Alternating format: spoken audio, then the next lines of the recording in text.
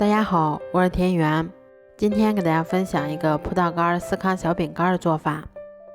首先，我们在20克葡萄干里面加入适量的温水，把它们浸泡10分钟左右。接着，我们在大碗里面先准备50克室温软化的黄油，然后再加入25克的糖粉。接着，我们用打蛋器先把它们充分搅拌均匀。搅匀后，我们再加入1个鸡蛋的蛋黄。然后用打蛋器把它们再次充分搅拌均匀。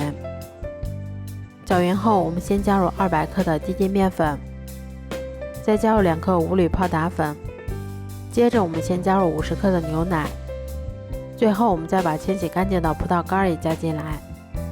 接着我们用筷子先把它们搅拌成这种面絮状，然后再下手把它们揉成像这种没有干面粉的面团。揉好后，我们先把它擀成一张厚度约5毫米的长方形饼皮。擀好后，我们再用模具或者瓶盖按压成自己喜欢的形状。都做好后，把它们依次放到铺有硅油纸的烤盘里面。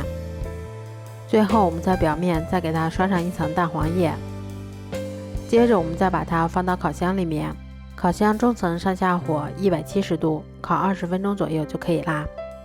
这样做出的葡萄干司康小饼干吃起来非常的酥脆香甜，咬上一口还有一股浓浓的黄油和葡萄干的香味儿。如果喜欢的话就试试吧。